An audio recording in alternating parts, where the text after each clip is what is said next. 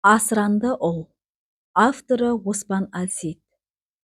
Біздің ауылда екі ағайынды кісі болды. Үлкені Ерман 70-тің үстінде. Кішісі Құрман одан 2 жас кіші. Құрманның үбірлі-шүбірлі қызы ұлын қосқанда 7 перзенті бар. Шынына келгенде оның перзенттерінің саны 8. Бір ұлын ағасы Ерман ертеректе асырап алған. Ерманның әйелі келін боп түскеннен етегі қанап құрсақ көтермеді. Олар алғашында жастықтың қызуымен жүріп, бала жоқтығына онша мән бермеген. Әне-міне дегенше екеуі де 40-тың о жақ бұ жағына шықты. Қатарластарының алды немере сүйгенде өздерінің қу тізелерін құшақтап отырғандары жандарына қатты бататын. Ерманға ештеңе емес, сапқоздың жылқысын бағатын. Күні бойы ат үстінде, зерігуге уақыт жоқ. Ал әйеліне өте қиын. Таң ала күйеуінен тұрып, күйеуінің шайын береді де, сонан соң үй шаруасын жайғайды. Шаруа дегенде не шаруа бар дейсің? Бір-екі сиырды сауып қоя береді де, бұзауын арқандайды. 5-6 ұсақ тұяқты өріске айдап жібереді. Бір көбі айранды піскен соң отыра қап шайға кіріседі. Жалғыздық деген жаман ғой, ас та батпайды. Тіпті өзін қоярға жер таппай күйбеңдеп кетеді. Алданыш болатын бір жаман неме де жоқ. Ерлі-зайыптылардың перзенті болмаса, қазақ санасына сіңген әдет емес пе? Көбіне көп бар кінәнің әйел жағына артылатыны. Соның әсері болар, Ерманның әйелі күйеуінің алдында өзін үнемі кінәлі сезінетін. Кей-кейде тағдырына көкірегі қарс айырыла күрсініп күйінетін. Ерман өзін қамшы астына алып жатса да қыңқ етпейді. Онысы қорыққандықтан емес, перзенті болмаған соң көңілі жарым ғой деп үндемейтін. Бұлай алғанда күйеуі жаман адам емес. Осы күні тойға, жиынға бара қалса, өздерін жұрт бір түрлі аяйтын сияқты көрінеді. Тіпті олар жылы-жылы амандасқан болып, сонысын білдіріп те қояды. Ондайда Ерман мен әйелі ертерек үйге қайтуға асығатын. Бір күні орталықта тұратын Құрманның әйелі босанып, ұл туыпты деген хабарды ести салысымен Ерман күрт шешімге келіп атқа қонған. Онсыз да 3 ұлы бар. Жалғыз бауырына бір ұлын қимас дейсің бе, барып қолқа салып көрейін деген. Шынында да Құрман бір ауыз сөзге келмеген. Әйелі аздап қыңқылдап еді, бөтен біреу емес, өз бауырым ғой, берелік деген. Қуанышы қойнына сыймаған Ерман жөргекке оралған сәбиді құшағына алып үйіне жеткенше асыққан. Сәбидің іңгәлаған үні өне бойын елжіретіп, тумасында балажан Ерманның ішкі дүниесін сарымайдай ерітіп жүре берген. Дүниеге жаңа келген сәбидің жұпар иісі мұрнын қытықтап, ыстық сезімдер 62 тамырын қуалап, әкелік махаббатын оятып жіберді. Әйелінің киіз үйдің керегесінен сығалап тұрғанын білсе де, «Уа қатын, баланы ал» деп айғай салған. Күйеуінің даусын ести сала, үйден атып шыға келген әйелі қалбалақтап баланы қолына ала берді.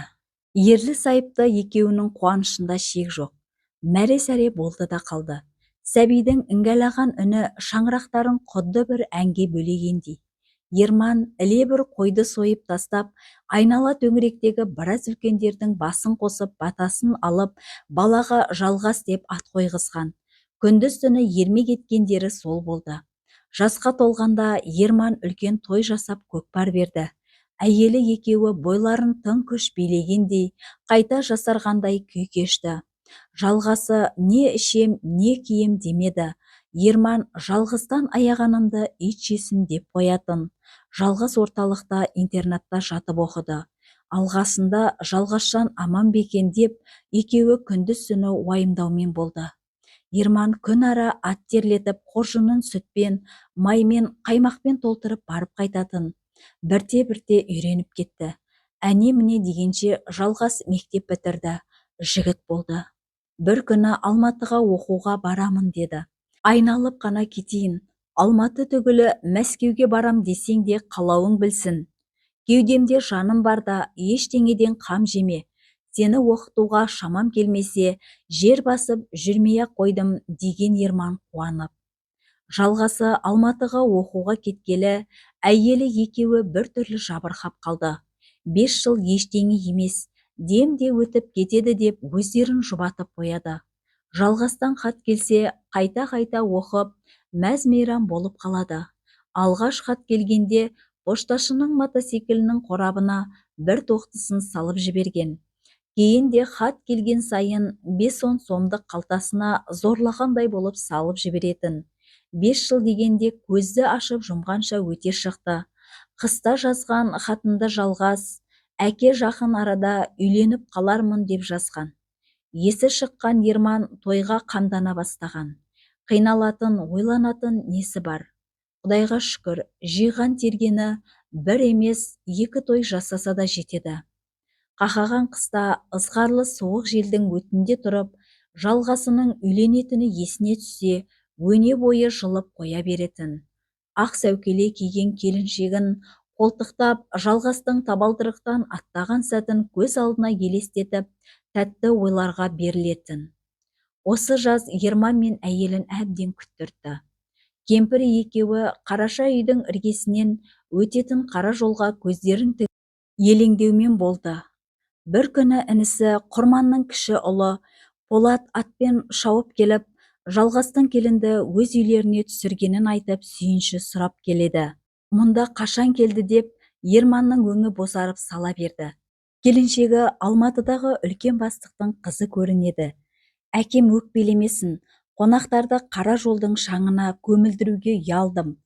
Тойды да орталықтағы үйге жасайық депті. Мына хабардан кейін Ерманның алабұртқан көңілі су сепкендей басылды. Қыз талақтың оны несі деп күн батқанша үйге бір кіріп бір шығумен болды. Өсірдім бе, жеткіздім бе, қызығын көрем бе деп отырғанда сыртқа тепкені несі? Тіпті болмағанда келінді осы үйдің босағасынан бір аттатып, одан алматысы бар, басқасы бар ма, қалаған жағына кетем десе, бетінен қақпас едім ғой. Ерте бастан құлақтанып қалған ел жұртқа не бетін айтады? Өзіңнен тумай ұл болмас деген осы екен ғой деп әбден күйінді. Тойға да бармады. Кемпірі байғұс әрең дегенде рұқсат алып, тойға барып қайтқан.